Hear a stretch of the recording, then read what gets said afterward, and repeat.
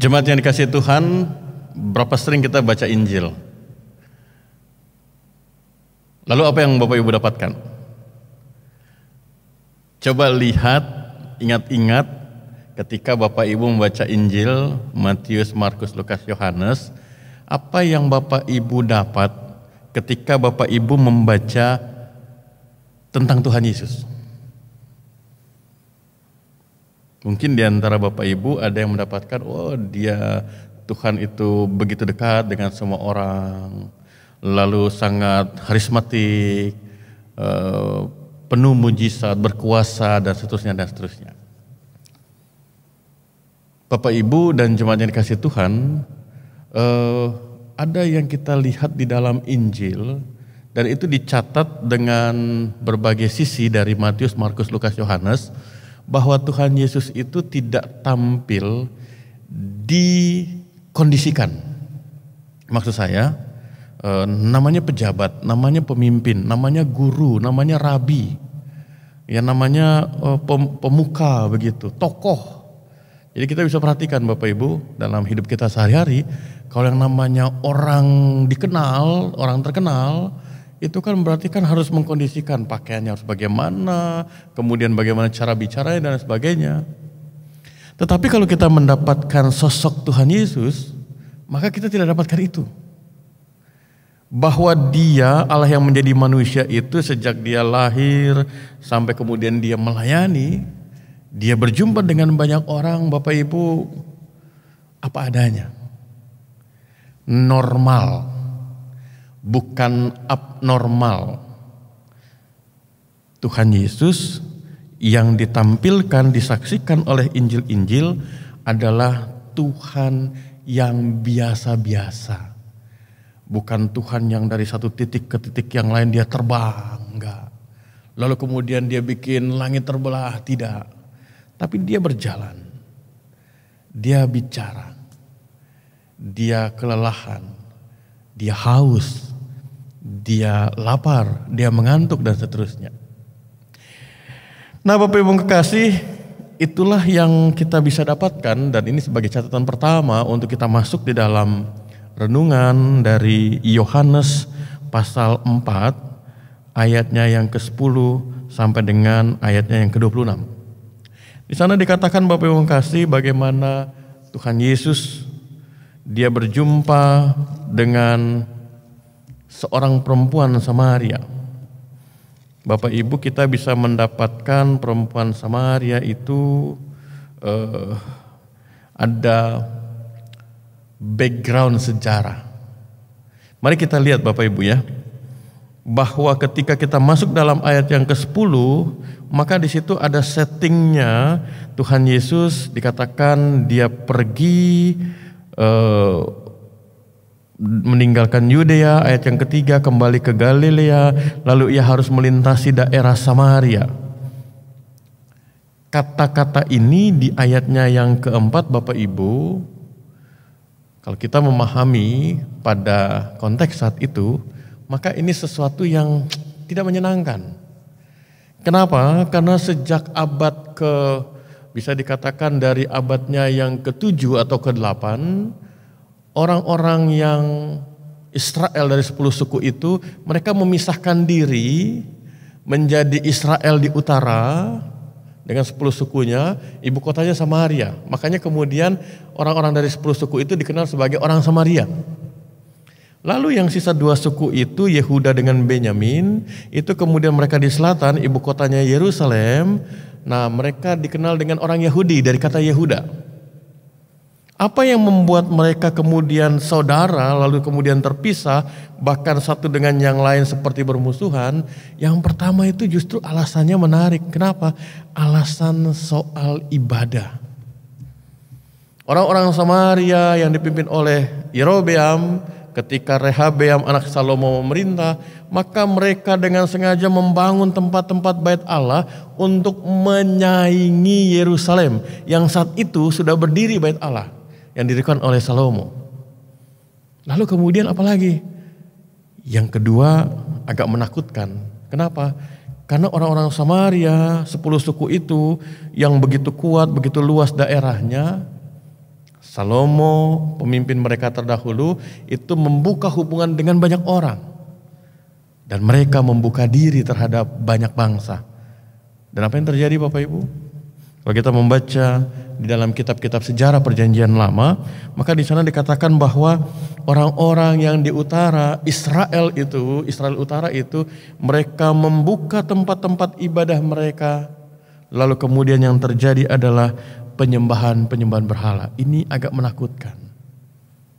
Bagaimana mungkin umat Allah, kalau ingat sejarahnya, mulai dari Abraham, lalu kemudian keluarga Ishak, lalu keluarga Yakub, lalu Israel, lalu kemudian ketika mereka jadi satu bangsa, jadi dua kerajaan, lalu yang satu ini kemudian mengkhianati Allah.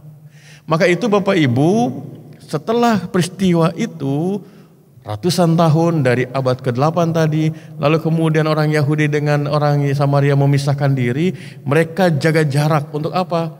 Yang orang Samaria itu orang najis. Yahudi, orang-orang di selatan, mereka berusaha untuk tetap memelihara firman Tuhan.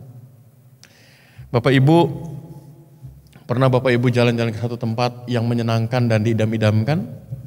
Pasti pernah. Ketika kemudian Bapak Ibu dikasih tahu, saudara akan lewat jalan itu, saudara akan melewati tempat itu. Atau misalnya satu kali ada dalam perjalanan, lalu ada satu tempat, satu titik yang wilayah yang kita lewati dari rute perjalanan itu. Itu tempat yang menyenangkan. Pasti kita akan sangat antusias. Tapi sebaliknya, ketika dikatakan bahwa kita akan melewati daerah yang panas, yang tidak menyenangkan, apa yang ada pada diri kita? Kalau perlu, kita akan katakan begini, ada enggak rute yang lain ya? Supaya apa? Supaya tidak lewat wilayah itu gitu. Dalam beberapa kesempatan ketika mendampingi kelompok untuk berziarah ke Mesir, ke Sinai, ke Israel dan ke Yordania, Bapak Ibu, orang-orang yang pernah ke sana mengatakan begini, Pak Pendeta, memang bagusnya tuh lewat Mesir dulu ya, baru kita masuk Israel dan Yordania. Kenapa? Karena kalau dibalik lewat Israel dulu baru keluar dari Mesir, waduh jadi nggak enak pengalamannya. Karena kalau sampai di Mesir itu mendarat di Kairo, lalu kemudian lihat piramid, setelah itu turun sekian jam ke arah selatan ke Gunung Sinai, setelah itu naik ke arah utara, agak ke barat daya situ, kemudian masuk ke Israel, dan itu sekian jam jalan darat. Dan yang dilihat semuanya cuma coklat, apa? Gurun pasir dan bukit-bukit batu.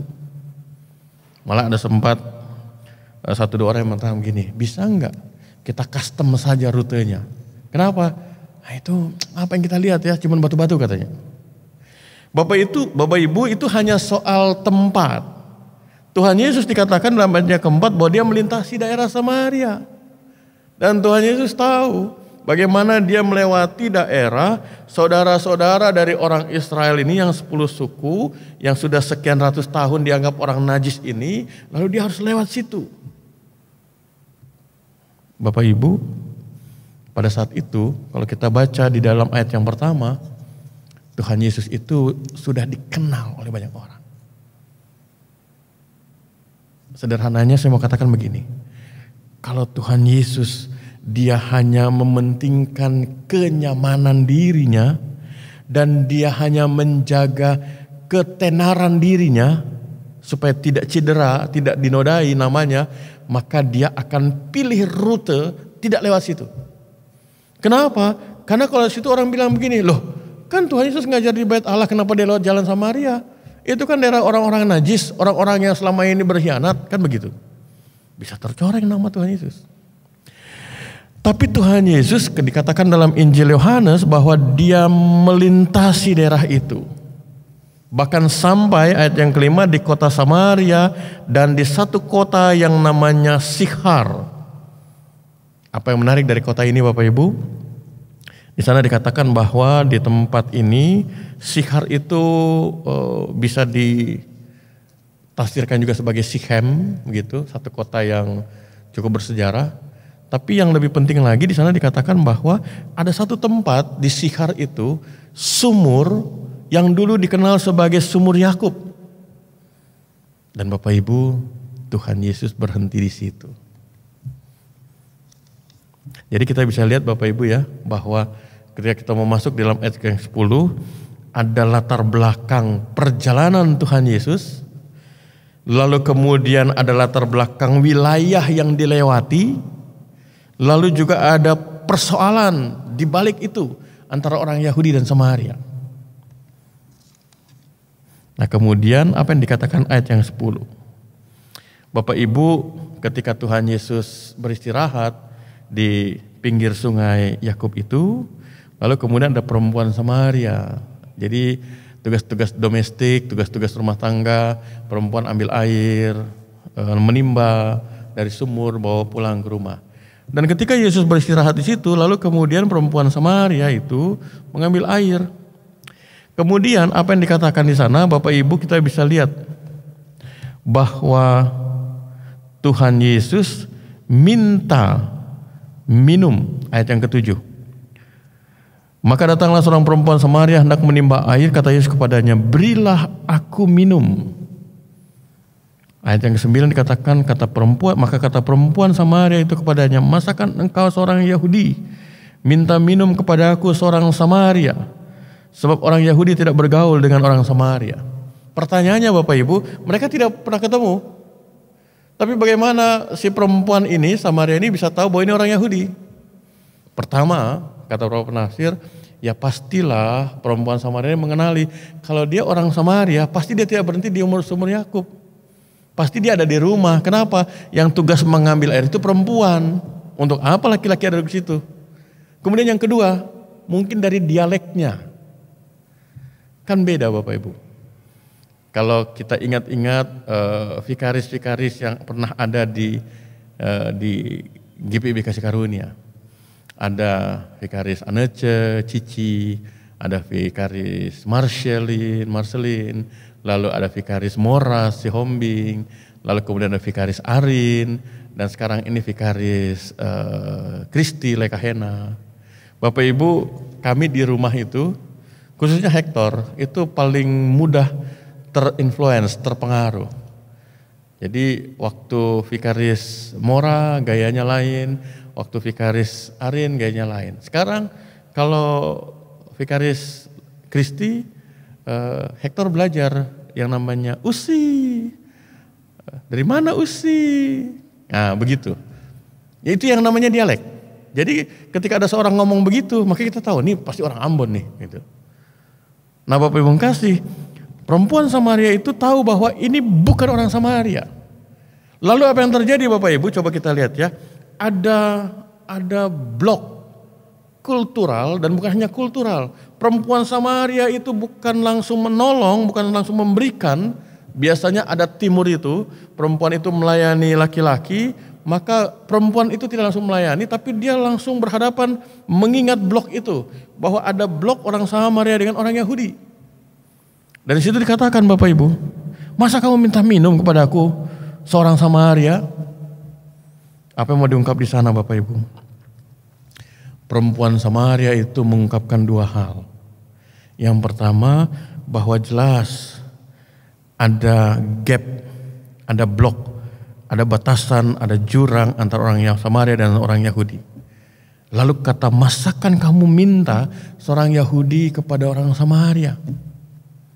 Bapak Ibu masih ingat ya bagaimana perumpamaan Tuhan Yesus tentang perumpamaan seorang Samaria yang murah hati? Orang Samaria Bapak Ibu di mata orang Yahudi itu dianggap rendah. Kenapa? Karena dianggap masyarakat orang yang najis. Maka itu perempuan itu mengatakan, masa engkau minta sama saya yang perempuan Samaria? Kamu kan orang Yahudi. Bapak Ibu kekasih, pernyataan itu adalah pernyataan mau mengatakan begini, kamu selama ini sombong menganggap saya bukan apa-apa, kami bukan apa-apa, sekarang minta minum, minta air. Bapak Ibu yang kekasih, kita bisa lihat apa yang Tuhan Yesus jawab ketika perempuan Samaria itu merespon permintaan Yesus dengan kegundahannya. Kegundahan secara komunal, sebagai orang Samaria, kegundahan secara personal. Ayat 10 Tuhan Yesus katakan begini, jikalau engkau tahu tentang karunia Allah dan siapakah dia yang berkata kepadamu berilah aku minum, niscaya engkau telah minta kepadanya dan ia telah memberikan kepadamu air hidup. Bapak Ibu kekasih, Tuhan Yesus minta air minum karena dia seorang Yahudi. Perempuan Samaria tidak langsung menolong, tidak langsung memberikan, tapi justru mengatakan ini, lihat ada batas, ada gap, nggak boleh. Dan selama ini orang Yahudi merasa lebih hebat. Masa minta sama kami? Dan Tuhan katakan apa? Kalau perempuan itu kenal siapa yang meminta air minum itu, maka kata Tuhan, dia justru akan memberikan kepada perempuan itu air hidup. Bapak Ibu yang kekasih dalam Tuhan, menarik. Perempuan Samaria ini dia datang berjumpa dengan Yesus dengan berbagai pikiran dan lain sebagainya. Maka ketika Tuhan Yesus minta air terus dia tidak memberikan, lalu Tuhan katakan begini, kalau kamu kenal siapa yang minta sama kamu berilah minum, kamu justru akan dapat air hidup. Langsung dia berpikir begini, loh tadi minta air minum, sekarang katanya kamu bisa memberikan air hidup. Mana lihat, kamu gak punya timba. Dari mana kamu bisa mendapatkan air hidup? Air hidup itu air yang mengalir, air yang tidak pernah kering. Bapak Ibu kekasih, coba kita lihat ya. Tuhan Yesus tidak menjawab atau tidak meladeni kegundahan perempuan tadi soal Samaria Yahudi. Soal bagaimana orang Yahudi selama ini merendahkan orang Samaria. Tapi Tuhan Yesus katakan begini, kalau tahu siapa aku, kamu akan dapat air hidup. Dia diangkat oleh Tuhan, digeser untuk ayo keluar dari kegundahanmu, sekarang lihat yang di depan matamu. Siapa yang sedang meminta? Tapi Bapak Ibu kasih apa yang dilakukan oleh perempuan Samaria itu? Ketika dia bilang air yang mengalir, dia melihat ke sumur. Dia melihat Yesus yang tidak punya timba. Maka itu di ayat 11 dikatakan bahwa Tuhan kau tidak punya timba dan sumur ini amat dalam. Di mana kamu bisa mendapatkan air hidup itu? Padahal kata kuncinya yang disebut di dalam ayat 10, kata-kata Tuhan Yesus, jikalau engkau tahu tentang karunia Allah dan siapa dia, tahu tentang karunia Allah dan kenal siapa dia, maka kamu akan mendapatkan air hidup. Tuhan Yesus tidak bicara sumur, tidak bicara timba. Tuhan Yesus mengangkat perempuan itu, mengajak keluar dari realitas ini. Mari kembali, lihat dulu siapa nih yang minta. Tapi perempuan itu Bapak Ibu, kalau kita baca di ayat yang ke-11 dan 12, dia masih memikirkan, dia masih tercengkeram di dalam realitas hidupnya. Sumur dalam. Anda gak punya ember, gak punya timba, mau ambil dari mana air? Gak tahu kalau setiap hari itu saya timba. Nggak tahu kalau setiap hari itu saya sudah timba agak lama, keluar airnya sedikit dan saya harus bawa ke rumah. Dia ungkapkan Bapak Ibu secara implisit dia punya pergumulan-pergumulan itu. Dan Bapak Ibu kasih, kemudian dia bandingkan. Kalau memang kamu nggak punya timba dan kamu bisa punya air hidup, berarti kamu lebih besar dari Bapak kami Yakub. Karena Bapak Ibu sumur itu memang ajaib dalam artian begini. Bapak Ibu kalau kita tahu atau kita mengingat setting geografis dari padang gurun, itu yang namanya sumur itu seperti harta yang berharga. Maka itu dikatakan dalam ayat 12, Bapak kami yaitu Yakub dia memberikan sumur ini supaya kami bisa minum. Kamu lebih hebat katanya. Tuhan Yesus mengajak perempuan itu keluar dari kegundahannya untuk mendapatkan sesuatu yang lebih. Perempuan itu tidak bisa melihat karena dia belum kenal, dia belum paham karunia Allah dan siapa Tuhan Yesus. Bahkan dia makin mempertebal bloknya sehingga dia tidak bisa melihat siapa Yesus dengan mengatakan begini, memang kamu tahu atau kamu lebih besar dari Yakub Bapak kami. Lalu apa kata Tuhan Yesus? Bapak Ibu, kita bisa lihat bahwa Tuhan Yesus katakan begini, ayat yang ke-13 dan 14. Barang siapa minum air ini, ia akan haus lagi. Tetapi barang siapa minum air yang akan kuberikan. Jadi Tuhan Yesus tidak lagi bicara tersamar. Dia katakan barang siapa minum air yang akan kuberikan kepadanya, ia tidak akan haus untuk selama-lamanya. Sebaliknya air yang akan kuberikan kepadanya akan menjadi mata air di dalam dirinya, yang terus-menerus memancar sampai kepada hidup kekal. Jadi Bapak Ibu, ketika pada ayat 10 Tuhan Yesus masih mengucapkan, menjawabnya dengan tersamar, di ayat yang ke-14 Tuhan Yesus bicara terang-terang. Tetapi kalau kamu minum air yang akan kuberikan. Jadi Tuhan Yesus menjawab, enggak perlu timba, enggak perlu sumur, tapi yang akan kuberikan, kata Tuhan. Nah Bapak Ibu, di situ kemudian pikirannya perempuan Samaria itu menjadi berbeda. Yang tadinya dia lihat sumur, yang tadinya dia mengingat sejarah Bapak Yakub itu, sekarang Tuhan katakan enggak, yang akan kuberikan. Yakub memberikan sumur, airnya dari sumur, bukan dari Yakub. Kalau aku memberikan air hidup itu dari aku. Bahkan dikatakan kalau kamu meminumnya, maka air itu akan terus memancar sampai kepada hidup kekal. Nah Bapak Ibu, kita bisa lihat bagaimana perempuan ini digeser, digiring oleh Tuhan untuk melihat ini loh yang aku mau sampaikan kepadamu tentang air hidup itu. Nah yang menarik Bapak Ibu, di dalam ayatnya yang ke-15, ketika Tuhan Yesus katakan yang kuberikan dan dia akan memancar terus sampai kehidupan kekal, maka ayat 15 kata perempuan itu, Tuhan berikanlah aku air itu, supaya aku tidak haus dan tidak usah datang lagi ke sini untuk menimba air. Nyambung tapi tidak sepenuhnya nyambung.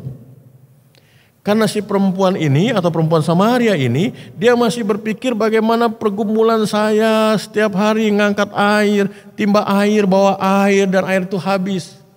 Dan ketika Tuhan katakan kuberikan air ini, dan air ini akan memancar terus sampai kehidupan kekal, dia hanya ambil sepotong sesuai dengan pergumulannya.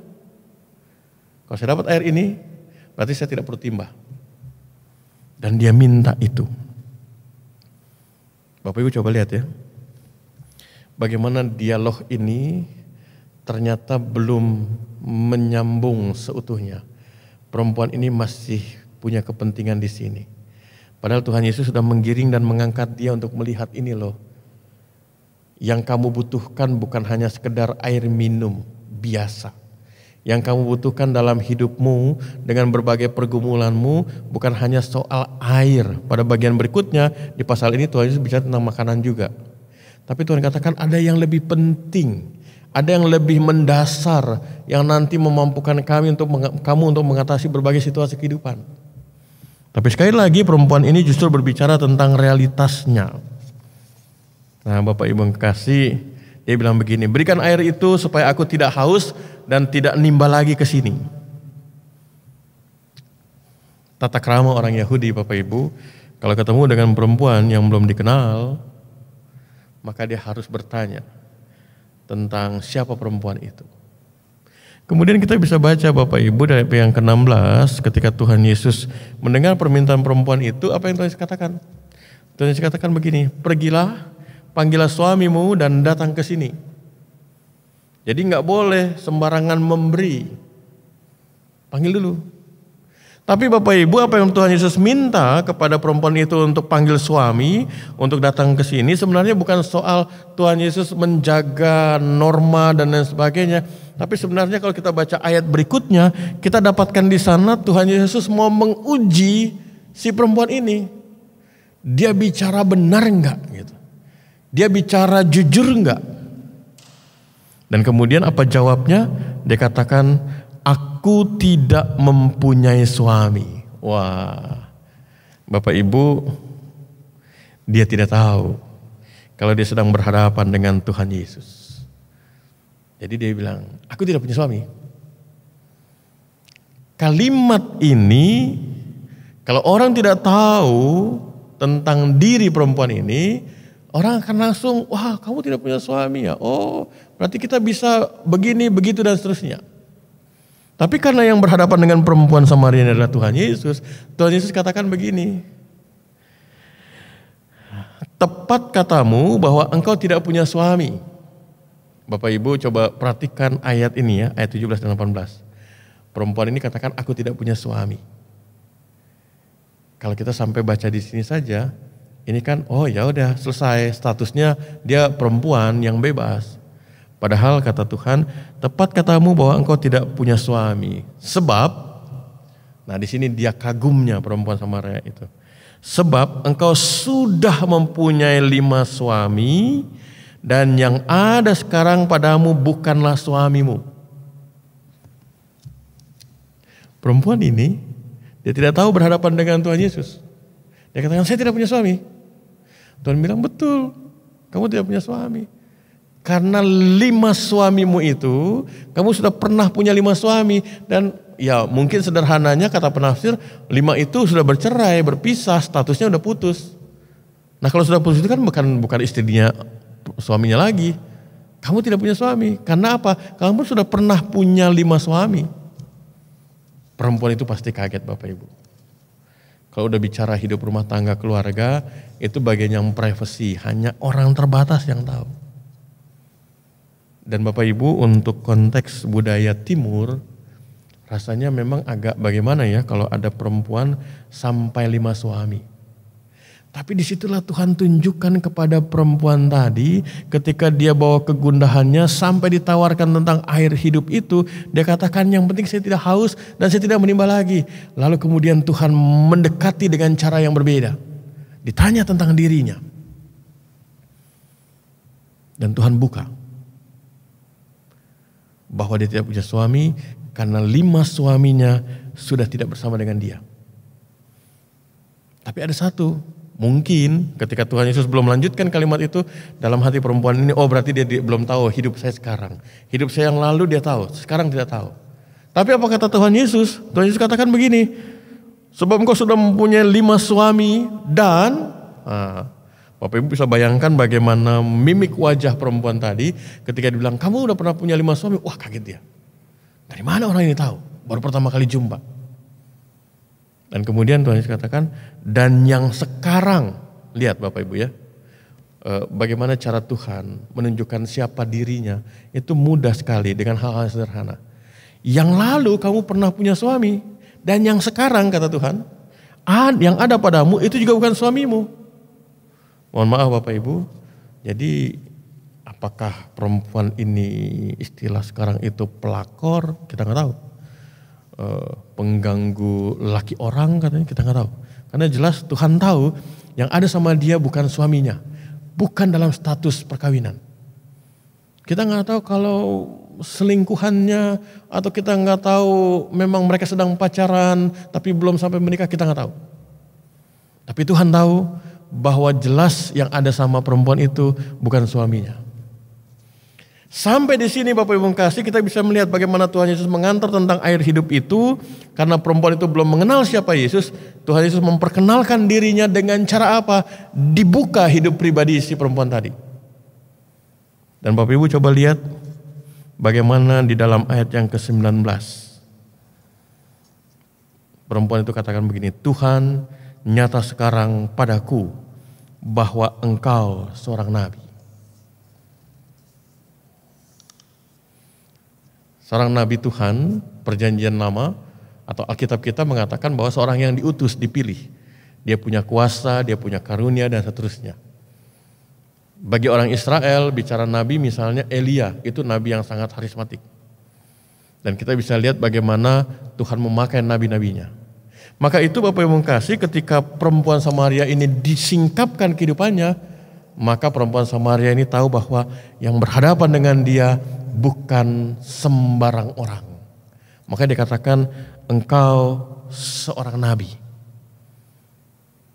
Ada pengakuan perempuan itu. Dan Bapak Ibu kasih yang menarik lagi sebelum pernyataan perempuan tadi ketika Tuhan katakan bahwa sebab sudah ada 5 suami dan sekarang bukan suamimu. Terus Tuhan katakan apa? Kalau sekarang engkau katakan engkau tidak punya suami, engkau mengatakan benar. Ya benar. Faktanya apa? 5 suami sudah tidak bersama dengan dia, dan kalaupun yang ada sekarang itu bukan suaminya. Jadi memang dia tidak punya suami. Itu faktanya. Tapi soal bagaimana yang dia lakukan itu adalah mengganggu suami orang, kita tidak tahu, dan Tuhan tidak usik itu. Bapak Ibu, sekali lagi saya ulangi, Tuhan Yesus tidak usik itu. Kenapa? Apa Tuhan Yesus membiarkan perempuan itu berdosa? Tapi yang jelas bahwa Tuhan Yesus sedang merangkul perempuan ini yang penuh dengan pergumulan hidupnya. Sehingga kemudian perempuan ini sendiri dalam dialog itu dia katakan, sungguh sekarang nyata bahwa engkau seorang nabi. Ada pengakuan. Karena tidak banyak orang, bahkan sangat sedikit orang bisa mengungkapkan siapa diri orang lain dengan begitu gamblang. Nah, ketika ada pengakuan itu Bapak Ibu kasih, lalu kita bisa lihat area pembicaraan ini sekarang bukan lagi bicara tentang soal air, soal menimba, soal hidup rumah tangga, tapi perempuan itu dia berbicara begini, nenek moyang kami menyembah, ketika Tuhan Yesus sudah melihat atau mendengar kata-kata perempuan itu, lalu kemudian Tuhan grab, dipegang, lalu diajak untuk kemudian, ayo sekarang ada hal yang lebih penting yang harus kubicarakan. Itu yang dikatakan dalam ayat 20. Ketika di sana dikatakan, perempuan tadi mengatakan begini, nenek moyang kami menyembah di atas gunung ini, tetapi kamu katakan bahwa Yerusalemlah tempat orang menyembah. Bapak Ibu coba lihat ya, bagaimana seorang pribadi perempuan itu yang sudah disingkapkan itu, lalu dia takjub dengan kemampuan Tuhan Yesus, tahu siapa dirinya, lalu kemudian dia memunculkan isu yang lain. Isunya apa Bapak Ibu? Kalau betul Yesus ini seorang nabi, maka dia tahu ada persoalan dalam hidup iman, dalam hidup ibadah antara orang Yahudi dengan orang Samaria. Maka itu dimunculkan di ayat yang ke-20. Nenek moyang kami orang Samaria katakan menyembah di sini, tapi orang-orang Yahudi katakan di sana, di Yerusalem. Apa jawab Tuhan Yesus? Bapak Ibu yang kekasih, konflik ritual, konflik soal tradisi ibadah ternyata sudah ada, dan khususnya kita bisa baca dalam kisah ini. Tuhan Yesus menjawab perempuan tadi dengan katanya begini, percayalah kepada aku hai perempuan, saatnya akan tiba bahwa kamu akan menyembah Bapa, bukan di gunung ini dan bukan juga di Yerusalem. Bapak Ibu ingat ketika Daud dia katakan begini kepada Nabi Nathan, aku tinggal di istana sementara Tuhan tinggal di kemah. Aku mau bikin rumah bagi Tuhan yang megah, yang indah dan seterusnya. Nabi Nathan menyampaikan itu kepada Tuhan, lalu Tuhan katakan begini, jangan salah, rumahku bukan di kemah, rumahku ini alam semesta. Bapak Ibu yang kekasih, ternyata pemahaman-pemahaman yang dangkal, memahami di mana Tuhan, itu bukan hanya ada pada perempuan ini, pada nenek moyang orang Samaria, tetapi juga pada banyak orang sampai hari ini. Dan Tuhan Yesus katakan apa? Bapakku atau Bapa tidak lagi harus disembah di gunung atau di Yerusalem. Kenapa? Karena di sana dikatakan bahwa kamu menyembah apa yang tidak kamu kenal, kami menyembah apa yang kami kenal, sebab keselamatan datang dari bangsa Yahudi. Tetapi saatnya akan datang dan sudah tiba sekarang bahwa penyembah-penyembah benar akan menyembah Bapa dalam roh dan kebenaran. Sebab Bapa menghendaki penyembah-penyembah demikian. Karena apa? Ayat 24 katakan, karena Allah itu roh, barang siapa menyembah dia harus menyembah dalam roh dan kebenaran. Jadi Bapak Ibu, ketika perempuan Samaria itu bilang, kalau nenek moyang kami di sini, tapi orang Yahudi bilang di sana. Tuhan katakan ada waktunya nanti, bukan lagi di situ. Kenapa? Karena yang utama ketika kita beribadah, berjumpa dengan Tuhan, bukan soal tempatnya. Mohon maaf Bapak Ibu, sekarang ini banyak gereja-gereja, mega church dan lain sebagainya. Bukan bicara 100, bukan 1000, puluhan ribu sekali ibadah, bahkan mesti antri. Tapi siapa yang bisa menjamin bahwa dari sekian puluh ribu itu semuanya betul-betul terfokus kepada Allah? Siapa yang bisa menjamin gedung gereja tempat kita beribadah, ada sekian ratus kali ibadah, semuanya tertuju pada Allah. Siapa yang bisa menjamin ketika bikin ibadah kebangunan rohani di satu tempat, di stadion utama Senayan dan lain sebagainya, siapa yang bisa menjamin itu? Tempat tidak memberi jaminan. Tapi yang memberi jaminan atau yang utama adalah bagaimana orang itu dia berjumpa dengan Allah, dengan Roh. Mohon maaf ya Bapak Ibu, mestinya kalau orang beribadah kepada Tuhan, dia datang lebih awal dan tidak pernah terlambat. Kenapa? Karena dia tahu kepada siapa saya datang. Coba Bapak Ibu dapat undangan. Jangankan presiden, dapat undangan dari wali kota. Wali kota itu jenjangnya masih berapa lapis tuh ke presiden begitu. Diundang oleh wali kota. Misalnya di situ disebut, yang terhormat Pendeta Persang, dimohon diharapkan kehadirannya dalam acara syukuran Bapak Wali Kota. Wah, apa yang saya lakukan? Saya akan bilang sama istri, kita dapat undangan nih, tolong siapkan, kita pakai baju apa ya, ini acaranya begini, ini kita ketemu Wali Kota nih, diundang jelas nih Pendeta Persang nih, KMJ kasih karunia. Itu jelas, jadi mempersiapkan diri. Jam berapa nih? Jam 8 ininya, kita jam 6:30 lah berangkat dari sini, supaya gak terlambat dan seterusnya. Apa yang terjadi dengan ibadah-ibadah kita Bapak Ibu? Kalau saya bilang wali kota ke presiden itu lapisannya banyak, apalagi wali kota ke Tuhan. Lapisannya jauh, bahkan bukan hanya banyak tapi jauh. Tapi yang terjadi malah berbanding terbalik. Kepada manusia yang kekuasaannya terbatas, kita datang, kita bisa bikin yang terbaik. Tapi kepada Tuhan, kita sering datang apa adanya. Dan kata-kata yang sering menjadi pembenaran, kan Tuhan tahu. Tuhan kan ngerti. Bapak Ibu saya mau bilang begini, kalau kemudian nanti dibalik sama Tuhan, Tuhan bilang, udah biasa-biasa aja kasih berkatnya. Terus kita bilang, kan Tuhan kasih berkat biasa-biasa. Terus nanti Tuhan bilang, kan kamu ngerti, kamu tahu bagaimana.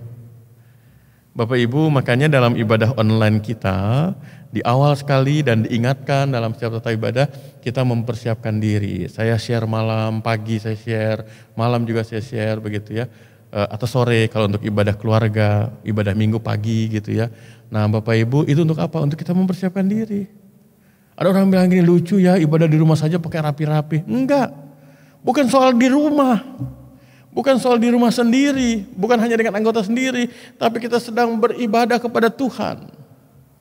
Nah Tuhan Yesus katakan apa kepada perempuan Samaria? Gak usah risau soal tempat itu. Memang betul ayat 22 katakan bahwa memang betul ada janji Allah mulai dari Abraham, Tuhan ikat janji itu betul. Sejarah itu tidak boleh dibongkar. Sejarah itu ya itulah yang terjadi. Tetapi yang lebih penting adalah bagaimana kita menghidupi sejarah itu. Kita tahu siapa yang ada di dalam sejarah itu dan mengendalikan sejarah itu, yaitu Tuhan. Siapa Tuhan? Tuhan itu adalah dari awal mula-mula sejarah kehidupan manusia sampai nanti selesai. Dia itu Allah yang kekal. Maka itu Bapak Ibu kasih, kalau dia adalah Allah yang kekal, yang maha kuasa, dia menguasai alam semesta, maka harusnya dia tidak kita penjara dengan tempat-tempat ibadah entah itu di Samaria atau di Yerusalem. Tuhan katakan Allah itu nowhere, but dia everywhere. Atau dalam bahasa Latinnya yang disebut dengan omnipresent. Kita tidak bisa batasi kehadiran Allah. Dia bisa hadir di mana saja. Dia bisa hadir di mana saja. Dia Allah yang maha hadir. Dia bisa hadir di tempat yang paling rumit sekalipun, di tempat ibadah syukur, atau mungkin di dalam diri kita. Sepi sendiri, Tuhan bisa hadir. Karena dia adalah Allah yang maha hadir. Nah tetapi yang lebih penting adalah, kata Tuhan, soalnya bukan tempat, tapi soalnya adalah bagaimana kita mengenal siapa Allah yang kita jumpai, atau tepatnya Allah yang menjumpai kita. Dan karena kita kenal, lalu kita tahu bagaimana caranya kita berjumpa dengan Allah. Kata kuncinya di sana adalah roh dan kebenaran. Karena itu Bapak Ibu kasih, perempuan Samaria itu kemudian dia keluar. Bapak Ibu coba lihat ya, dia dari soal minum, istilahnya soal makan minum, lalu kemudian soal status, lalu kemudian soal konflik ritual. Tuhan rangkul semua dan kemudian Tuhan ajak, ayo mari kita lihat. Kamu punya banyak persoalan, kamu punya banyak kebutuhan, kamu punya banyak hal yang kamu hadapi, kamu jalani. Tapi mari kita lihat bahwa hidupmu kamu tidak berjalan sendiri. Kamu ada bersama dengan Allah yang kamu sembah, Allah yang memperhatikanmu, Allah yang tahu siapa dirimu, Allah yang mengerti kegundahanmu, pergumulanmu. Walaupun mungkin sedikit orang, bahkan tidak banyak orang yang tahu tentang siapa dirimu dan pergumulanmu. Tapi Allah tahu. Nah karena itu kata Tuhan, karena dia adalah Allah roh, maka sembahlah dia dalam roh dan kebenaran. Bapak Ibu, perempuan itu mengalami seperti disegarkan kembali. Oh, ternyata apa yang saya lakukan selama ini, saya melakukannya dalam kesemuan. Saya lakukan tradisi ritual. Dalam waktu-waktu tertentu saya datang beribadah, saya melakukan segala sesuatu dengan apa adanya, rutin dan seterusnya. Tapi tidak mendapatkan jiwa, keterikatan, keterhubungan dengan Allah. Dan Tuhan Yesus memberitahu itu kepada perempuan Samaria tadi. Sembahlah Allah dalam roh dan kebenaran. Nah Bapak Ibu, pada ayat yang ke-25 dan ke-26, maka di situ dikatakan bahwa perempuan Samaria itu, kalau tadi kita lihat di ayat sebelumnya, ayat 19, perempuan itu punya pengakuan bahwa engkau sungguh nabi. Sekarang dia katakan, saya tahu suatu waktu akan datang yang namanya Mesias, dan dia akan memberitakan sesuatu kepada kami. Dan Tuhan Yesus konfirmasi pernyataan itu. Akulah dia yang sedang berkata-kata dengan engkau. Bapak Ibu, yang menarik, kalau kita baca ayat 27 dan berikutnya, kita tidak mendapatkan catatan apa-apa tentang hal itu. Bahwa perempuan itu berargumentasi lagi atau tidak atau bagaimana, tidak. Tetapi yang kalimat selanjutnya kita dapat Bapak Ibu, kita baca di ayat yang ke-29.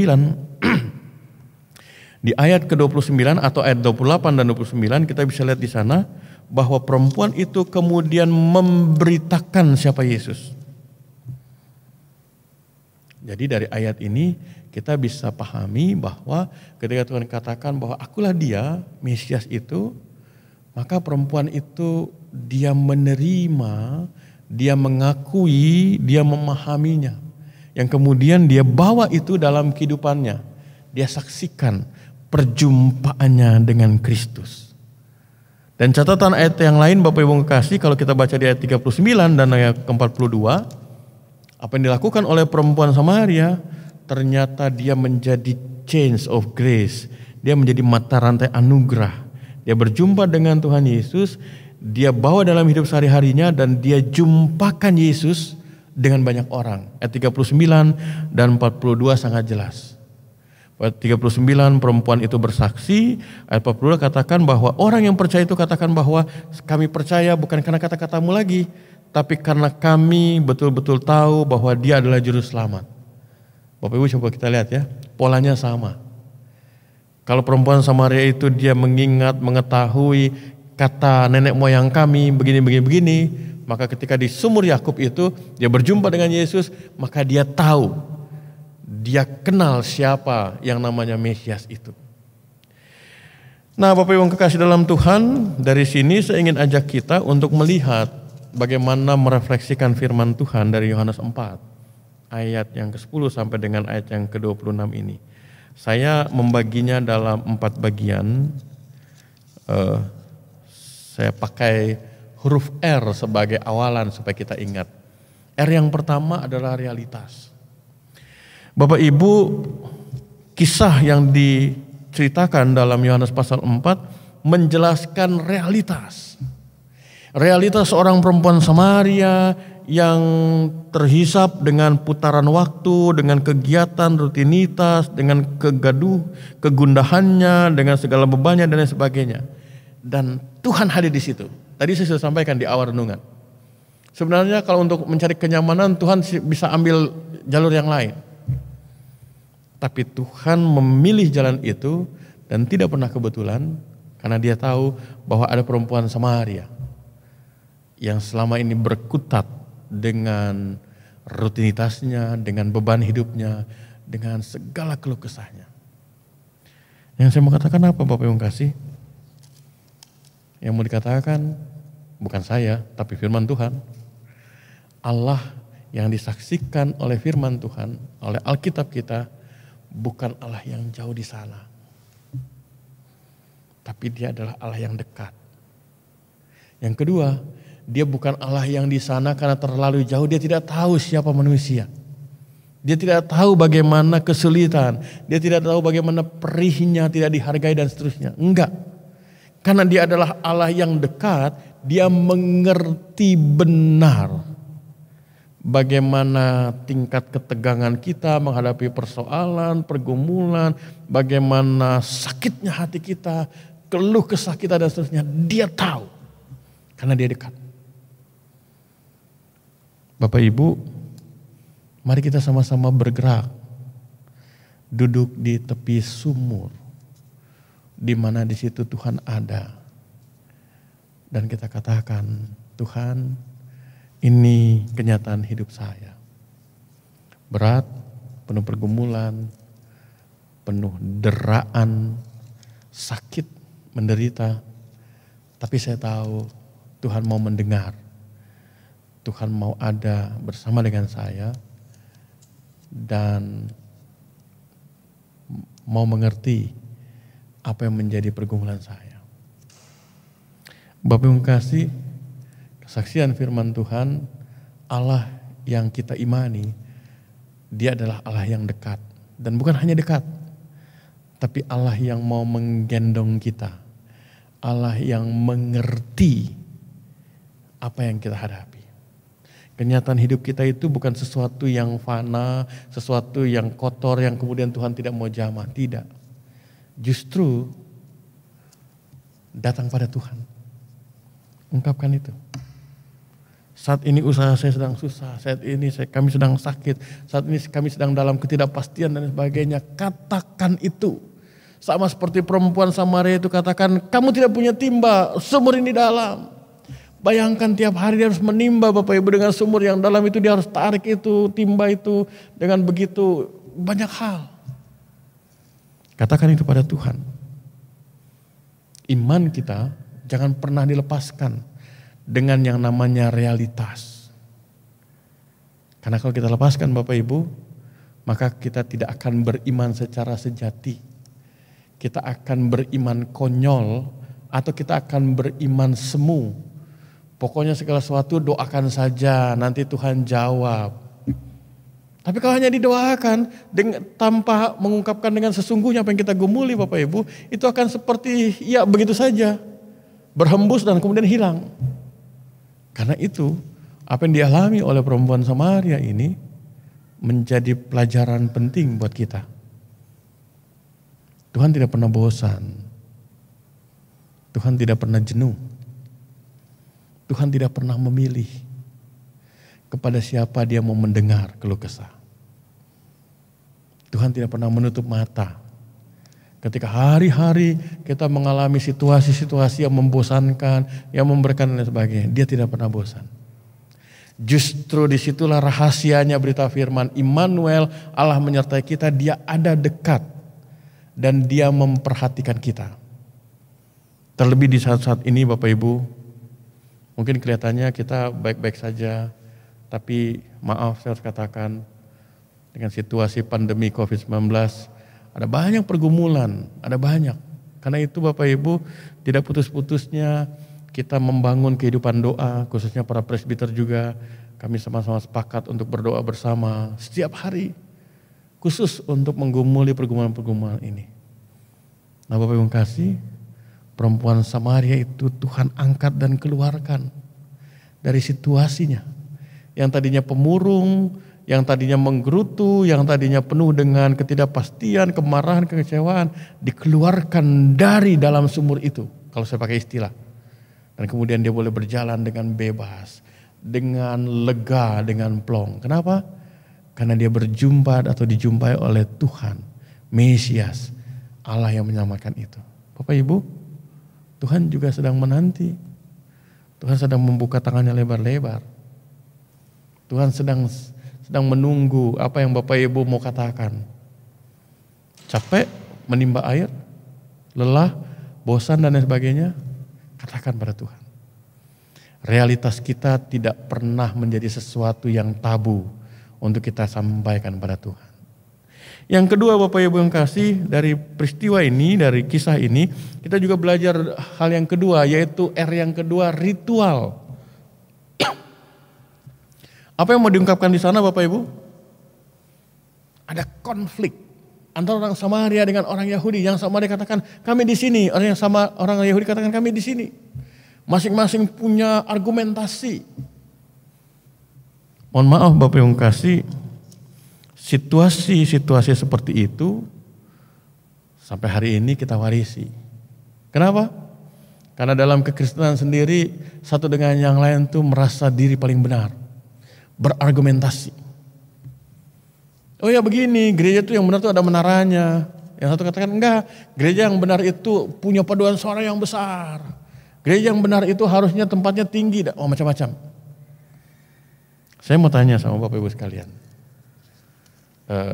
Kalau minggu lalu stola ini berwarna merah, lalu ada gambar lidah api, ada seperti burung, kita tahu itu Pentakosta. Kalau minggu ini, Rabu ini, pakai stola dengan gambar seperti ini, kain mimbar seperti ini, apa artinya? Bapak Ibu, itu makanya para presbiter, pendeta, penatua diaken, setiap kali dia bertugas ibadah, dia minimal pakai ini yang namanya stola. Mau menunjukkan apa Bapak Ibu? Yang pertama menunjukkan bahwa dia adalah seorang pelayan Tuhan, ada tanda sebagai pengurapannya sebagai hamba Tuhan. Yang kedua, dia juga mengemban amanat gereja, amanat firman Tuhan, bahwa ada karya Tuhan dalam hidup manusia. Kalau minggu lalu kita merayakan Pentakosta, lalu apa kata firman setelah peristiwa Pentakosta? Nah, gereja memahami bahwa setelah peristiwa pencurahan Roh Kudus, maka genaplah kita mengenal yang namanya pribadi Allah Tritunggal yang kudus itu. Ada Bapa, Anak, dan Roh Kudus. Ini adalah segitiga yang tidak terputus. Dan itulah hakikat dari pribadi Allah Tritunggal yang kudus. Bapa, Yesus Kristus, dan Roh Kudus adalah satu. Dan yang satu ini berkarya untuk apa? Untuk menyatakan kasih dan keselamatan bagi ciptaannya. Nah Bapak Ibu yang kasih, kenapa saya katakan demikian? Karena masih banyak gereja, masih banyak orang Kristen yang ribut soal stolanya. Yang ribut soal mimbarnya, yang ribut soal gerejanya, yang ribut soal berbagai aksesorisnya. Tapi tidak berjumpa dengan Tuhan. Tidak mengerti ada apa makna di balik ini. Bahkan minta maaf dengan ya tren-tren yang ada. Kadang-kadang kita melihat ada juga kelompok ya boleh dibilang gereja atau orang Kristen tidak perlu lagi ini aksesoris segala macam, nggak usah. Pokoknya apa adanya saja. Ya silakan saja, sah-sah saja.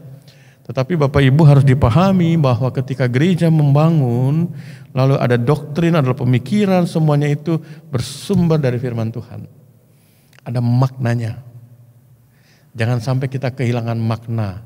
Memakai tanda-tanda seperti ini tapi kehilangan makna. Atau sama sekali kita meniadakan tanda-tanda itu dan tidak mau mengerti tentang makna-makna itu.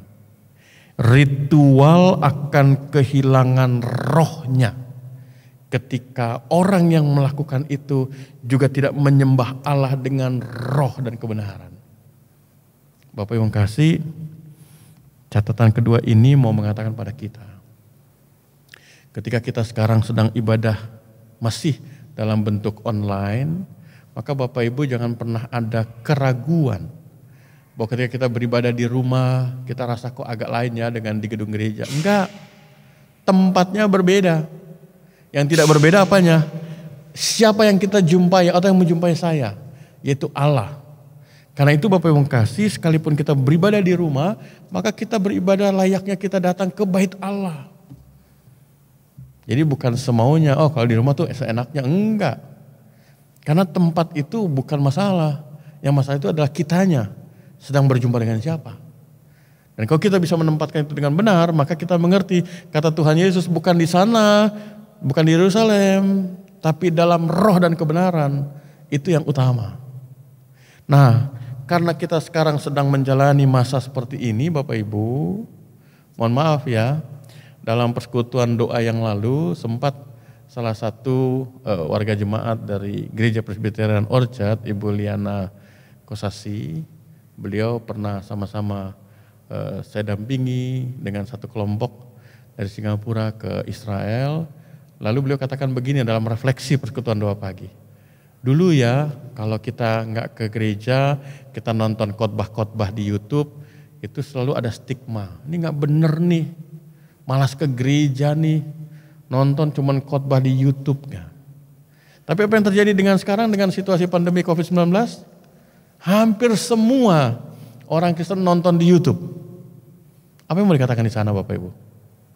Bapak Ibu yang mau dikatakan begini, apakah kita sedang bergereja, beribadah secara luring di luar jaringan, atau offline, atau daring dalam jaringan, atau online, maka itu adalah metode dan sarana. Itu hal kedua, bukan persoalan utama. Persoalan utamanya adalah bagaimana kita betul-betul menghayati bahwa ketika saya menjalankan ritual ini, saya tahu saya lakukan ini kepada Tuhan. Bukan kepada manusianya. Karena kan ada bahayanya juga Bapak Ibu. Ketika dalam bentuk konvensional, gereja makin banyak orang datang gitu ya. Wah makin besar dan lain sebagainya. Macam-macam, dibuatlah macam-macam supaya nyaman, AC dan lain sebagainya. Akhirnya apa yang terjadi Bapak Ibu? Orang datang dengan mengatakan begini, yuk kita ke gereja kasih karunia. Kenapa? Karena ber-AC. Ini kan bahaya. Yuk kita datang ke gereja kasih karunia. Kenapa?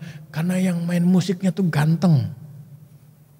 Akhirnya apa yang terjadi? Kalau itu yang terjadi, maka orang beribadah bukan mencari Tuhan. Atau sebaliknya, ketika kita juga beribadah secara online Bapak Ibu, kadang-kadang kita pilih. Wah ini enak nih khotbahnya, enggak bikin ngantuk gitu. Akhirnya kita memilih sesuai dengan selera kita. Mohon maaf ya Bapak Ibu. Kalau itu kembali dibalik dari sisi Tuhan. Terus Tuhan memilih Bapak Ibu sesuai dengan selera Tuhan. Kira-kira Bapak Ibu terpilih gak ya? Atau saya terpilih gak ya? Kan ngeri. Karena itu Bapak Ibu hal yang kedua tentang ritual tadi. Tuhan Yesus mengangkat pemahaman perempuan Samaria. Sama seperti kisah ini dibagikan kita kepada kita. Maka Tuhan juga oleh firman-Nya kita diangkat. Bahwa saya sebagai warga gereja saat ini sedang beribadah di rumah karena situasi ini enggak jadi masalah. Karena kami mau berjumpa dengan Tuhan. Dan Bapak Ibu, perjumpaan dengan Tuhan itu harus menjadi perjumpaan pribadi. Mohon maaf ya Bapak Ibu, sedikit saya mau tambahkan soal ritual ini. Kadang-kadang Bapak Ibu, kita yang dituntut dengan sabda bina umat, kadang-kadang kita sudah tidak lagi baca ayat Alkitabnya. Kita hanya baca renungannya saja. Mohon maaf di dunia yang kita dalam dunia sosial media, itu kalau setiap hari itu kan kita sering kirim tuh foto dengan tulisan bagus dan lain sebagainya. Ritual tanpa roh dia akan kehilangan kekuatannya. Yang saya mau katakan apa Bapak Ibu? Sama juga ketika hal yang praktis, ketika kita membagikan ayat Alkitab, tulisan, gambar. Kalau kita tidak menghidupi itu, maka dia nggak ada artinya. Orang cuma tahu, oh orang ini suka nih. Bagi-bagi terus, meng-forward terus gitu. Mungkin kita nggak terlalu sering atau jarang berbagi itu. Tapi itu lebih baik. Kalau apa? Kalau yang tidak kita bagi itu justru kita hidupi. Sehingga apa Bapak Ibu? Sehingga ritual kita bukan hanya diukur dari flyer, dari banner, dari label, dari gambar, dari foto. Tapi diukur dari kesaksian hidup kita. Yang ketiga Bapak Ibu, saya mau katakan begini, dari kisah Yohanes 4 ini kita mendapatkan sebuah proses ini R yang ketiga, rekonstruksi. Rekonstruksi itu berarti dibangun ulang, ditata ulang. Perempuan Samaria, dia bukan seorang yang biasa-biasa dalam artian apa? Dia juga punya pemahaman, dia juga pengertian dan lain sebagainya. Tetapi ketika berjumpa dengan Tuhan, maka dia kemudian dibangun ulang pemahamannya. Yang pertama soal air, soal kebutuhan. Sebagai manusia kita butuh yang namanya air, makanan dan sebagainya.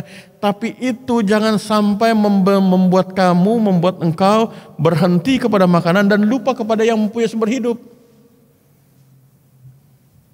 Direkonstruksi. Mohon maaf ya Bapak Ibu.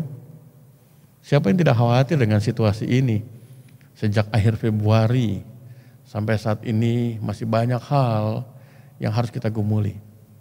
Siapa yang tidak khawatir ketika melihat karung beras tinggal sedikit, sementara kita belum bekerja, dirumahkan dan lain sebagainya. Tapi lewat kisah perempuan Samaria di tepi sumur Yakub ini, kita diajak untuk melihat, hey, ingat hidupmu bukan bergantung kepada segenggam beras atau segenggam berlian. Tapi hidupmu itu bergantung kepada Dia yang memberikan kamu hidup, memberikan semua banyak orang kehidupan itu, yang memungkinkan orang yang hidup itu untuk melakukan banyak hal. Kita direkonstruksi, sama si perempuan Samaria itu direkonstruksi. Dalam hidup ini kita boleh berjumpa dengan banyak pihak, banyak sesama. Tapi jangan sampai tidak ada waktu untuk berjumpa dengan Tuhan yang mempunyai kehidupan ini. Lalu hal yang kedua Bapak Ibu yang direkonstruksi itu adalah bagaimana kita melihat perempuan Samaria itu yang tadinya terkungkung di satu tempat beribadah. Dan itu dijadikannya sebuah kewajiban. Bahkan karena kewajiban lama-lama jadi beban. Tuhan katakan enggak. Ada waktunya dan pada waktunya kamu akan menyembah Dia dalam roh dan kebenaran. Nowhere but everywhere. Tidak ada satu tempat khusus. Karena apa Bapak Ibu? Karena diri kita, kata Rasul Paulus, adalah bait Allah. Karena kehidupan kita juga adalah bait Allah. Karena itu Bapak Ibu, ketika kita bicara tentang hidup kita yang beribadah, hidup kita berjumpa dalam hubungan dengan Tuhan, Tuhan Yesus merekonstruksi perempuan Samaria tadi. Bukan ketika kamu nanti masuk ke bait Allah di Silo kah atau di mana, di Betel kah, terus kamu duduk baik, tenang. Ketemu dengan orang shalom. Ketika keluar, liar. Seperti ya makhluk yang paling liar begitu. Kata-katanya kotor, pikirannya kotor dan lain sebagainya. Enggak. Tuhan katakan tidak demikian. Kamu tidak lagi menyembah Dia di gunung ini, di gunung itu. Kenapa? Karena kamu menyembahnya dalam roh. Personal kita berjumpa dengan Tuhan. Dan bukan hanya itu, tapi juga dalam kebenaran. Mohon maaf Bapak Ibu, minggu-minggu lalu kita bicara tentang karunia roh, pencurahan roh. Berapa banyak gereja dan orang Kristen terjerumus di dalam kesombongan rohani. Pencurahan roh justru menyadarkan kita anugerah Allah yang sempurna, menyempurnakan relasi kita dengan Dia. Kalau kita sudah berrelasi dengan Dia Bapak Ibu, konsekuensinya adalah apa? Kita menghadirkan Dia dalam hidup kita. Karunia-karunia itu memperlengkapi untuk kita semakin utuh memberitakan tentang Dia. Nah, Tuhan Yesus berjumpa dengan perempuan Samaria ini, Dia diajak untuk keluar dari semua itu. Yang tadinya kewajiban dan jadi beban menjadi kerinduan. Karena apa? Karena Tuhan dapat menjumpai saya bukan hanya di bait Allah, bahkan ketika saya menimba pun dengan derit itu punya apa alatnya itu dan kemudian berat, pinggang saya rasa bagaimana, di situ pun Tuhan bisa menjumpai saya. Di meja kerja pun Tuhan bisa menjumpai saya. Di pasar pun Tuhan bisa menjumpai saya. Di tempat saya sakit pun Tuhan bisa menjumpai saya. Di kesepian saya Tuhan juga bisa menjumpai saya. Direkonstruksi. Tuhan yang terbatas. Kata warisan nenek moyang itu Tuhan katakan enggak. Dia tidak terbatas. Dan tidak pernah bisa dibatasi oleh siapapun. Rekonstruksi ini Bapak Ibu membuat sebuah pola yang baru. Boleh dikatakan new normal. Dia jalani kehidupan ibadahnya. Dia jalani untuk terus dalam kehidupan kesehariannya, tetapi dia hidup dalam sesuatu yang baru, semangat yang baru, dalam gerak yang baru, gairah yang baru, direkonstruksi. Kalau sebelumnya puji-pujian kepada Allah itu hanya terdengar menggema di bait Allah, tapi setelah berjumpa dengan Tuhan, maka perempuan Samaria ini puji-pujiannya adalah hidupnya. Apapun yang dilakukan dan yang dia kerjakan, karena dia tahu itu dia kerjakan karena tuntunan Tuhan, maka dia lakukan itu dengan sepenuh hati. Sehingga apa Bapak yang kasih? Dengan rekonstruksi ini, maka ditata kembali kehidupannya. Tidak lagi menjadi perempuan yang pemurung, penuh keluh kesah dan sebagainya. Kerjanya tidak berubah, tetap angkat air. Tapi yang berubah apa? Dirinya. Kenapa dia berubah? Karena dia direkonstruksi, dibangun kembali. Bahwa engkau berjumpa beribadah kepada Allah, itu adalah Allah yang hidup. Allah yang ada juga di tepi sumur ketika engkau menimba. Allah yang juga ada di setiap langkahmu lewatin gurun itu. Dan itu juga dikatakan kepada kita Bapak Ibu, bahwa kita menyembah Allah yang sama. Karena itu Bapak Ibu, baik ketika kita masih dalam situasi pandemi dan beribadah secara online, jangan lupa, entah rumah kita megah, entah rumah kita gubuk, Tuhan tidak memilih dan memilah. Tapi Tuhan tahu Dia hadir kepada setiap orang yang rindu untuk dijumpai. Bapak Ibu, Tuhan hadir di setiap hati, di setiap kehidupan kita yang menyembah Dia dengan roh dan kebenaran. Terakhir Bapak Ibu kasih, saya pakai R yang terakhir yaitu respon and respect. Apa yang terjadi dengan perempuan Samaria yang berbicara dengan Tuhan Yesus? Bapak Ibu, dia dibukakan pikirannya, dia dibukakan penghayatannya, dia dibukakan visinya. Apakah dia menjadi seorang pelayan Tuhan? Tidak ada catatan di sana yang jelas tersurat tentang dia menjadi seorang pelayan Tuhan. Apakah dia berubah menjadi seorang yang melayani di bait Allah? Juga tidak ada catatan yang lengkap tentang hal itu. Tapi yang dikatakan sangat jelas bahwa kemana dia pergi dalam kesempatan apapun, maka dia bercerita tentang Kristus yang menjumpainya. Itu adalah responnya.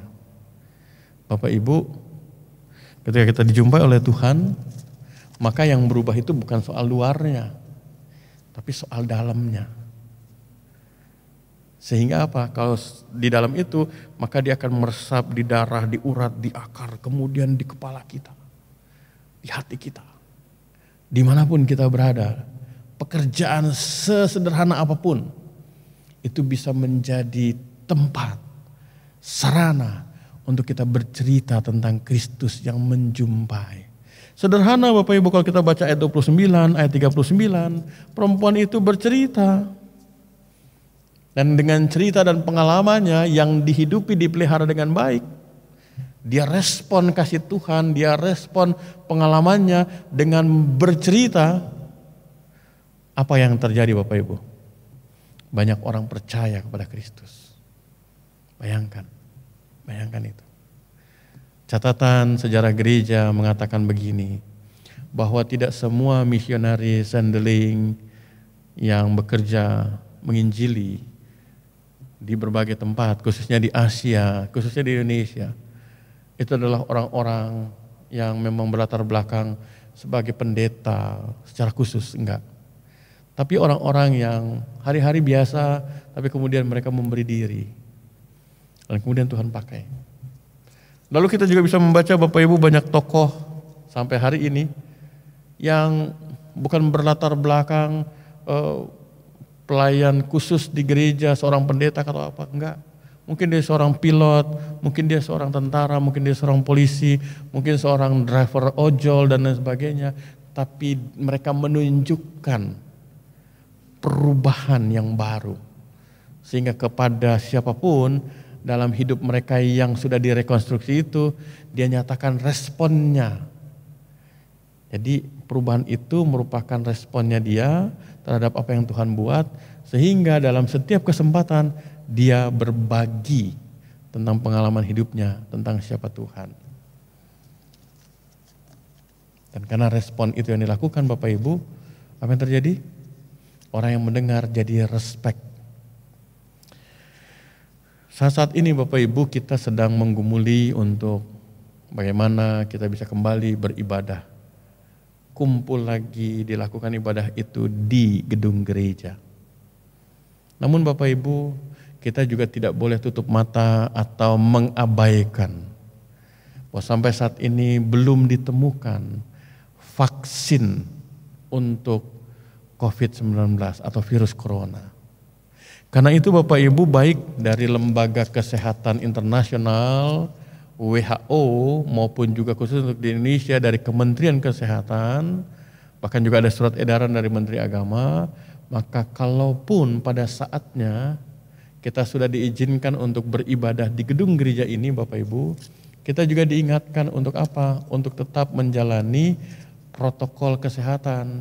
Bapak Ibu datang dari rumah masing-masing sudah pakai masker. Sampai di sini kemudian Bapak Ibu cuci tangan, bersihkan. Terus nanti ada presbiter, penatua diaken yang cek suhu tubuhnya Bapak Ibu. Lalu kemudian Bapak Ibu kalau misalnya di atas 37,5 Celcius, istirahat dulu 5 menit nanti diperiksa lagi. Kalau memang masih begitu maka diarahkan untuk tidak beribadah di sini. Bisa beribadah di rumah. Lalu kemudian kita akan, wah kok susah amat sih. Bapak Ibu, mana yang lebih baik? Kita memaksakan hadir di sini, padahal Tuhan bisa menjumpai Bapak Ibu bukan hanya di sini. Terus karena kita ternyata OTG, orang tanpa gejala, kita carrier, lalu kemudian karena kita paksa hadir di sini, lalu kita menularkan virus itu kepada banyak orang. Dan kemudian seperti yang terjadi di Korea Selatan, di beberapa tempat, setelah ibadah, lalu minggu berikutnya dikabarkan sekian orang terpapar. Mana yang lebih baik dengan ketika saya tahu bahwa ternyata saya suhu badannya sedang tinggi, maka saya akan beribadah di rumah saja, mengikuti ibadah dari rumah saja. Dan tidak menularkan kepada banyak orang. Mana yang lebih baik? Bukankah perempuan Samaria memberikan contoh bahwa ketika dia dijumpai oleh Tuhan, maka hidupnya dia pertanggungjawabkan yang lebih baik, yang lebih baik dan lebih baik. Demikian pun Bapak Ibu dalam protokol itu dikatakan bahwa warga jemaat yang lansia dan anak-anak tidak diperbolehkan untuk datang ke gedung gereja atau ke tempat rumah ibadah. Kenapa Bapak Ibu? Karena baik dari WHO maupun dari Kementerian Kesehatan, klasifikasi dua usia tadi, golongan usia tadi adalah dua golongan usia yang mudah tertular dengan virus corona. Jadi Bapak Ibu, kami majelis jemaat sangat memahami kerinduan kita semua untuk ada di sini kembali. Tetapi sekali lagi firman Tuhan pada saat ini mengatakan pada kita, Allah yang kita sembah itu bukan hanya ada di sini, tapi juga di mana Bapak Ibu berada, dia ada di situ. Jadi kalau nanti gedung gereja ini sudah dibuka dan ibadah, lalu kemudian dibatasi Bapak Ibu yang lansia tidak beribadah di gedung gereja, Bapak Ibu jangan isi hati kita dengan kemarahan, kekecewaan, jangan. Tapi isi dengan katakan bahwa oh ya terima kasih Tuhan, saya akan tetap beribadah di rumah sampai nanti ditemukan vaksin, dinyatakan sungguh-sungguh aman, baru nanti bersekutu bersama-sama. Supaya apa? Supaya kita menjadi berkat dalam situasi-situasi seperti ini.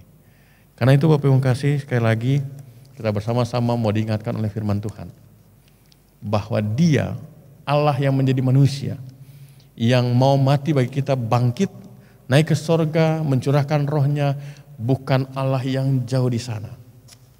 Tapi dia adalah Allah yang dekat di sini. Bahkan karena dekatnya, bagi dia tidak ada yang perlu ditutupi tentang kenyataan hidup kita. Bagi dia adalah sukacita besar ketika kita datang dan kemudian kita mengadu kepada dia, datang dan bersandar pada dia. Dan karena itu dengan firman Tuhan pada saat ini kita juga mau diingatkan, datanglah pada Tuhan, bawa realitas hidup kita, sembahlah dia dalam roh dan kebenaran, jumpai dia dalam doa-doa kita yang sungguh, jumpai dia dalam pembacaan firman Tuhan yang sungguh, jumpai dia dalam waktu yang Tuhan berikan. Dan apa kata firman? Dia akan memberikan apa yang menjadi kebutuhanmu. Karena dia lebih melakukan lebih daripada yang kita minta. Perempuan Samaria bukan lagi pribadi yang pemurung, yang berbeban dan penuh dengan keluh kesah. Bebannya masih ada, pekerjaan, kesulitan yang dia lampaui masih ada. Tapi dirinya sudah berubah. Kenapa? Karena dia tahu dia hidup bersama dengan Tuhan yang memperhatikannya. Bapak Ibu, mari kita berubah. Kita hidup bersama dengan Tuhan yang memperhatikan kita. Kita respon itu sehingga orang lain boleh melihat kehidupan kita yang mempengaruhi dan memberi dampak positif. Sehingga orang bukan hanya respek terhadap kita, tapi orang bisa makin dekat pada Tuhan. Tuhan memberkati Bapak Ibu sekalian. Amin. Jemaat yang dikasihi Tuhan, kita akan merespon firman Tuhan dengan menyanyikan Kidung Jemaat nomor 367 bait 4 sampai dengan baitnya yang ke-6. Kidung Jemaat nomor 367 bait 4 sampai dengan baitnya yang ke-6.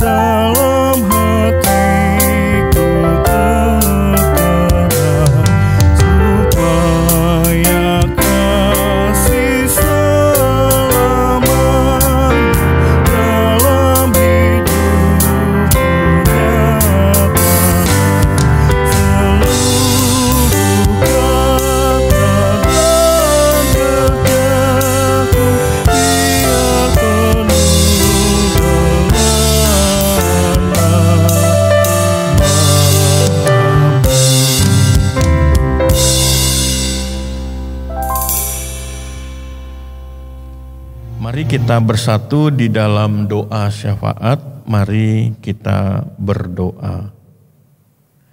Kami datang kepadamu ya Tuhan dengan ungkapan syukur hati kami, karena malam hari ini kami kembali beribadah kepadamu. Kami bersyukur karena bukan di mana kami beribadah, tapi kepada siapa kami beribadah.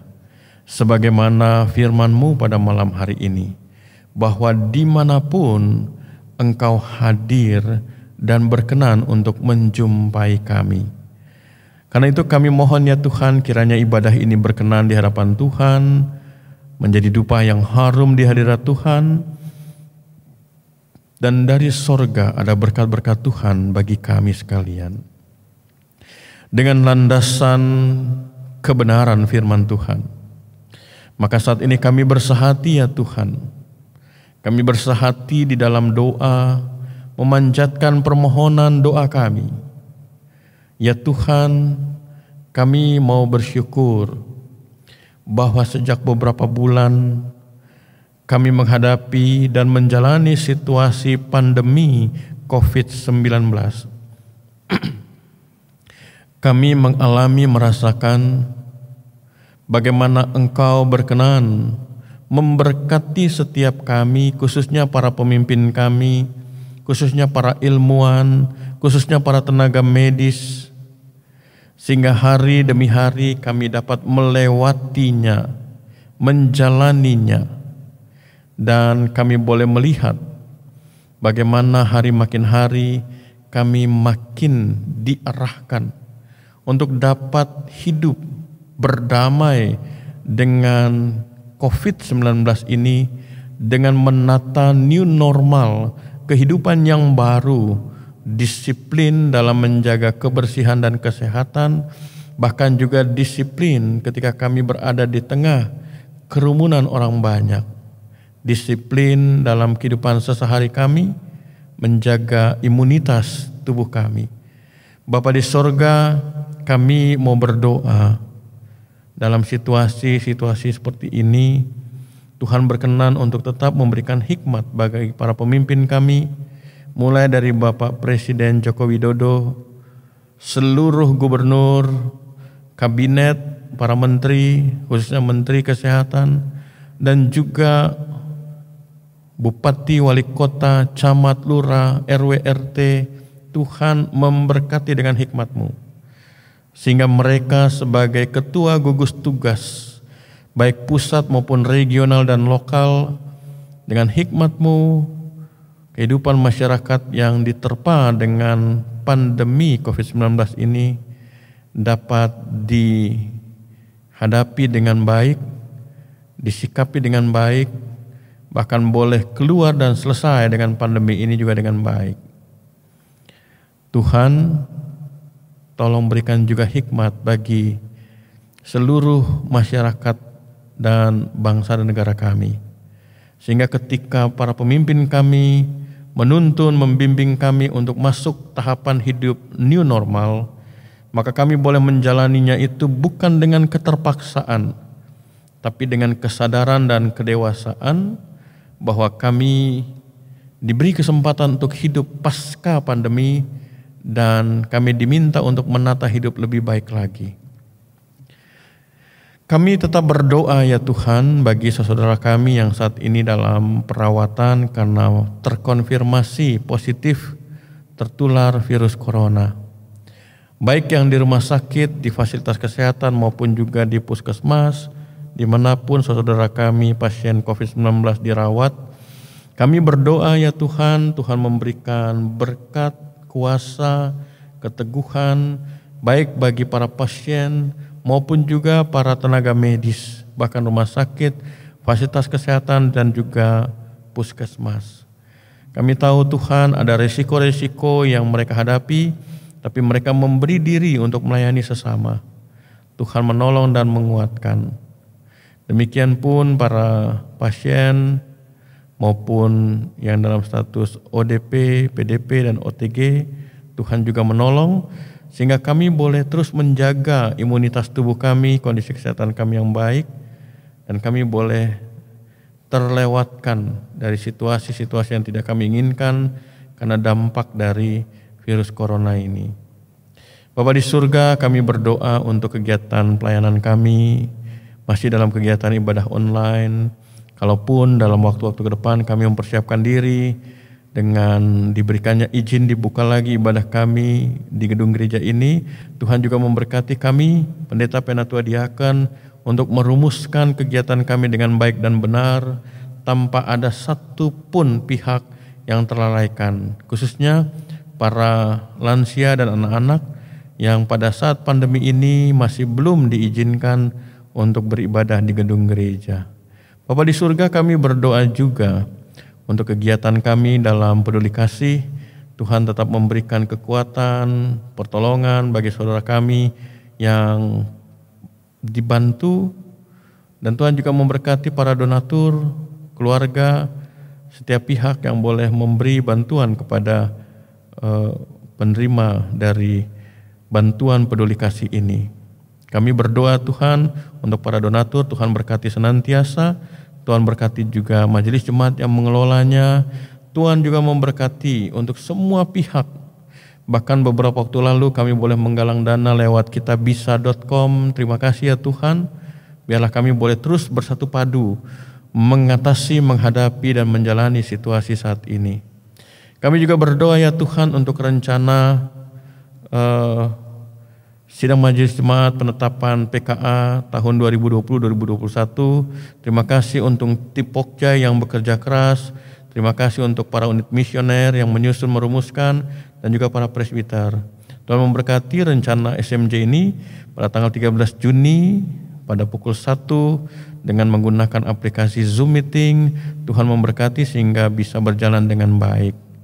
Demikian pun Tuhan memberkati ketika kami mempersiapkan sarana prasarana untuk memenuhi protokol kesehatan ketika nanti GKK 2, GKK 1 maupun Pospel Taman Adiasa diizinkan untuk dibuka kembali untuk ibadah-ibadah. Bapa di surga, kami juga berdoa untuk saudara kami dalam kondisi sakit, perawatan, pemulihan. Kami berdoa untuk Bapak A.H. Siregar, Ibu Kristi Siregar Simanungkalit, Ibu Riris Mayor, Ibu Elia Wastipandi, Saudari Kristi Sukabdi, Bapak Sabar Saragi. Tuhan menolong, menjamah, memberkati mereka. Kami juga berdoa Tuhan dan bersyukur untuk ibu-ibu yang saat ini berada dalam masa kehamilan. Tuhan berikan kesehatan, kondisi yang baik, baik sang ibu maupun bayi atau janin yang dikandung. Doa kami Tuhan untuk Ibu Christine Samosir Panjaitan, untuk Ibu Margareta Yuniker, untuk Ibu Ernita Oktaviani Semanjuntak, untuk Ibu Karina Wati Helu, untuk Ibu Olga Sianturi Aritonang. Tuhan berkati mereka satu persatu. Dan kami juga berdoa ya Tuhan untuk setiap keluarga, setiap anggota jemaat yang saat ini menantikan masa kelahiran. Kami percaya ada kemurahan dan tangan kasih Tuhan bagi mereka. Terima kasih ya Tuhan, kami menyerahkan keberadaan jemaat kami. Tuhan terus memberkati. Dan biarlah dengan proses yang kami jalani, kami boleh saling mendukung, kami boleh melaksanakan kegiatan pelayanan dengan pertolongan Tuhan sendiri. Kami berdoa ya Tuhan untuk tim perekaman. Tuhan berkati Diaken Eki, Bapak Edowati Helu, Saudara Yori, Saudara Mesah. Tuhan berkati kami semua yang mengambil bagian di dalamnya. Tuhan juga berkati para pelayan PAPT dalam pelayanan mereka, juga GP. Tuhan juga memberkati ketika kami boleh menjalani itu semua dengan pertolongan Tuhan. Terima kasih ya Tuhan, pada akhirnya kami menyerahkan keutuhan hidup kami di dalam genggaman tangan kasih dan kemurahan Tuhan. Ya Tuhan, dalam pengasihan-Mu kami mohon,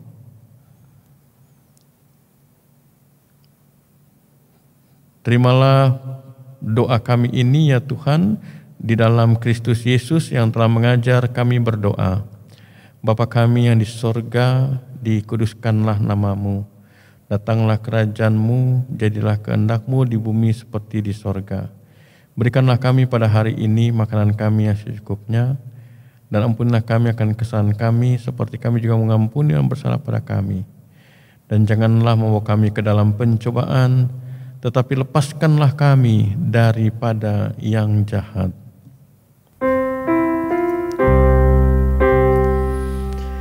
Karena Engkau-lah yang mempunyai kerajaan dan kuasa dan kemuliaan sampai selama-lamanya.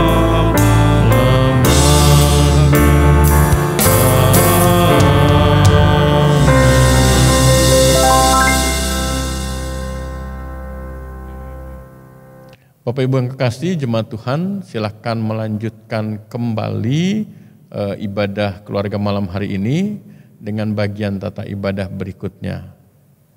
Tuhan memberkati ibadah yang kita laksanakan. Selamat melanjutkan ibadah.